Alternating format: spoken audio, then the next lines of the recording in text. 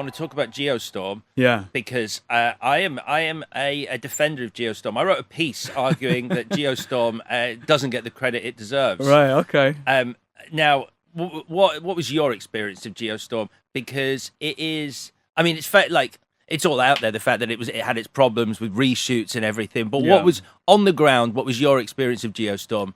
Did you like being part of Geostorm? It was everything I imagined it was going to be, and it turned out to be the film I imagined we were making. You know what I mean? So you knew what it was going to be? Oh, 100%, yeah. No, I mean, there was no, I didn't think we were making some sort of important sort of movie about climate change. Do you know what I mean?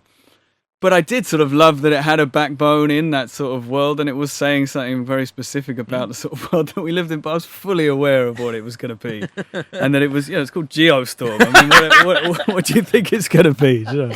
Yeah, but it's great. I mean, there's some, it was just a big, and it was. I'd never been in a big sort of disaster movie, splashy Hollywood giant thing in that way, and it delivered that 100% for me. And it's. There's some interesting decisions. Normally in those movies, the central romance is between, a man and his wife and them trying to get back together and resolve something with the backdrop of this disaster. And it's two estranged brothers. Yeah. Which is a new angle on this.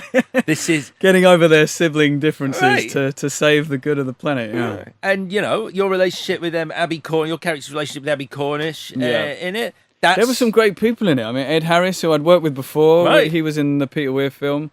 So it was amazing to sort of team up with him again and do something completely different. Last time I saw him, his teeth were falling out and he was sort of, close to death, And then the next time I saw him, we were all in smart suits in the White House, So that's all the fun of it. Yeah.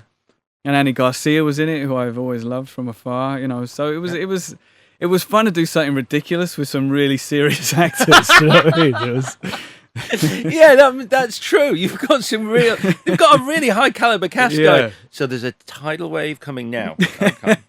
Yeah, well, the car chase scene I did with Andy Garcia, there's a scene where we're sort of, this giant car chase.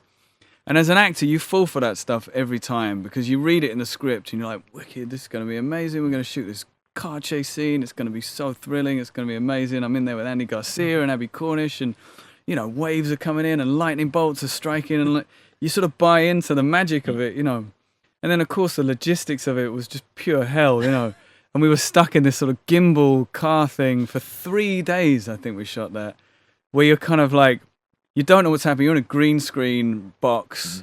You're in some fake gimbally car that people are pushing around and moving, and the director's just shouting like, "Duck!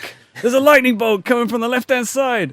Turn around." We're all just sort of, you're with Andy Garcia, who's a very serious and brilliant actor, and you both just look as ridiculous as it feels. Yeah.